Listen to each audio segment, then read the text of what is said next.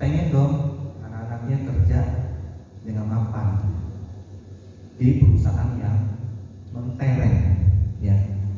Itu yang kita baru bicara 2 fase kehidupan anak.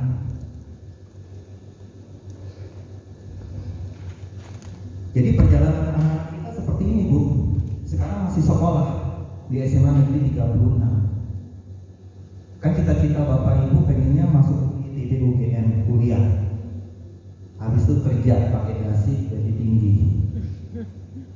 Ya, setelah bekerja dia punya karir yang bagus. Nggak mungkin dong dari awal masuk kerja sampai dia mau pensiun staff aja. Kan pengennya anak Bapak Ibu masuklah ke level-level yang tinggi, minimal VP, minimal direktur, syukur-syukur jadi komisaris, bonus. Karena dulu pun tidak pernah ada yang menebak Pak Jokowi jadi presiden. Siapapun punya kesempatan untuk meraih posisi yang tinggi, asal apa? Yang tadi dibilang Bu, dan kita sepakati bahwa kita harus yakin. Itulah yang saya sebut sebagai dunia 3K, Bu. K yang pertama adalah kuliah, K yang kedua adalah kerja, dan yang ketiga adalah karir. Mau saya tambahkan, Bu, jadi 5K?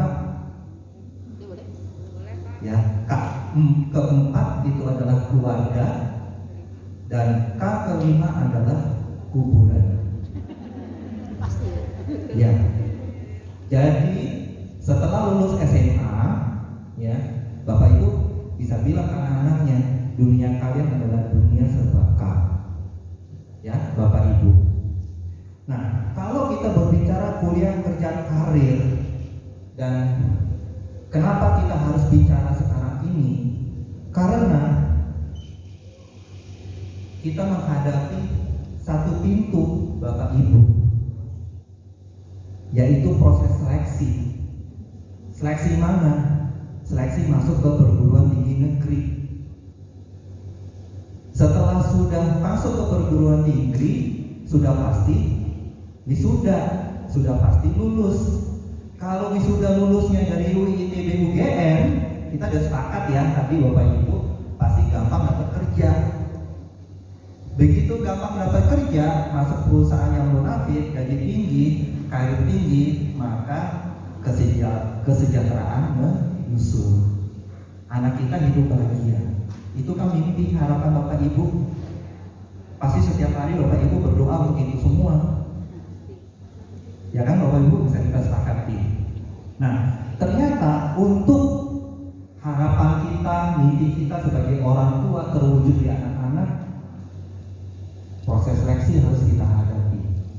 Memang proses seleksi itu kita berbicaranya baru 3 tahun nanti, ya.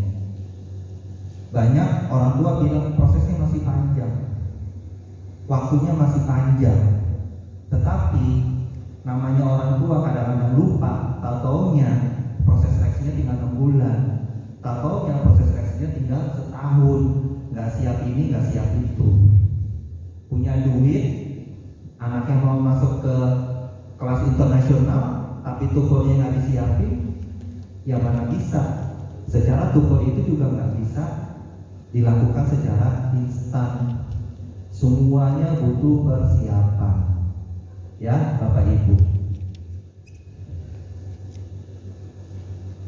Jadi di sini Bapak Ibu kita berbicara bahwa ketika anak-anak kita di SMA Negeri 36 posisinya sangat penting, sangat strategis, ya. Itu yang tadi disampaikan oleh wakil kepala sekolah bahwa walaupun ini SMA, ya, itu menjadi poin penting bagi persiapan anak ibu masuk dunia K. Kalau Bapak Ibu abaikan, gimana mau meraih dunia K yang sesuai mimpi dan harapan Bapak Ibu? Sekolah itu bukan titipan anak. Sekolah itu hanya sarana pendidikan bagi anak-anak kita untuk mendapatkan ilmu pengetahuan, bagian daripada sistem pendidikan Indonesia. Tetapi tanggung jawab anak kembali lagi kepada orang tuanya, bukan sekolah. Sehingga 3 tahun di sekolah SMA itu menjadi sangat penting. Ya.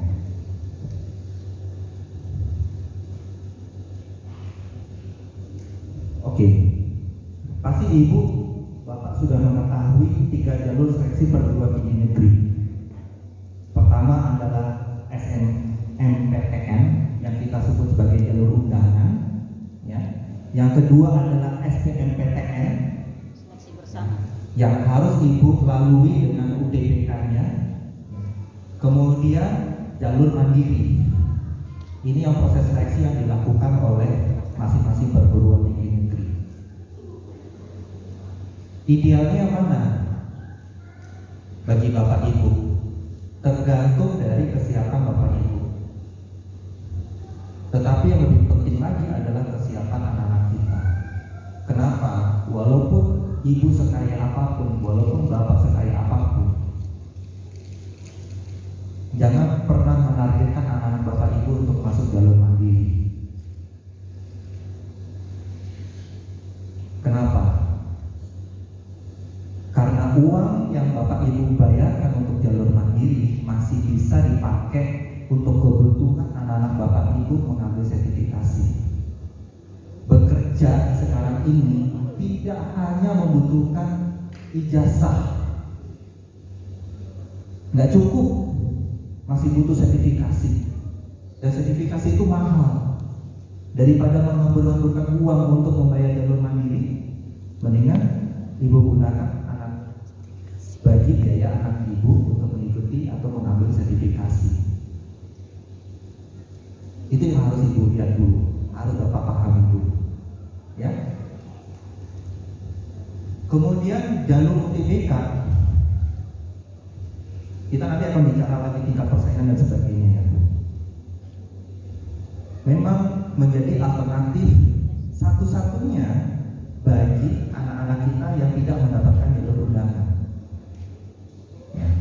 Tetapi yang Bapak Ibu harus pahami, sekarang ini UTBK adalah proses seleksi yang paling fair menurut kita nih orang tua, karena parameternya sudah jelas, soal yang harus dijawab, ya. Sehingga fokus Bapak Ibu sebagai orang tua terhadap anaknya adalah persiapan UTBK. Dan nilai UTBK sudah dipakai oleh beberapa PTN untuk jalur mandiri, termasuk sekolah kedinasan seperti STAN, betul ya? STAN sudah memakai UTBK, sehingga Bapak Ibu yang masih punya harapan anak-anak yang mau masuk ke sekolah kedinasan pun UTBK menjadi sangat penting. Kemudian bagaimana jalur undangan? Jalur undangan, mekanisme eligible yang kita gunakan itu ada di sekolah. Tetapi yang lebih sering adalah orang tua berpolemik antara eligible dan non eligible. Ya, orang tua selalu meributkan. Saya nggak tahu di SMA 36, mudah-mudahan tidak ya Bu ya. Tetapi yang harus dipahami bahwa proses seleksi di jalur undangan itu yang terberat adalah di PTN, bukan di sekolah. Kalau saya katakan ibu dapat jalur undangan bagi anak-anak itu bonus. Kenapa saya katakan seperti demikian? Karena kita tidak pernah tahu proses seleksi di PTN itu seperti apa. Kalau saya bahasanya adalah algoritma PTN-nya itu kita nggak pernah tahu. Ada PTN yang punya standar seleksi itu beda-beda, per jurusan, per fakultas, beda-beda. Ada yang berdasarkan gender, ada yang berdasarkan daerah asal, ada yang berdasarkan nilai, nilainya apa, belum nanti dilihat alumninya bagaimana, IPK alumninya kayak apa,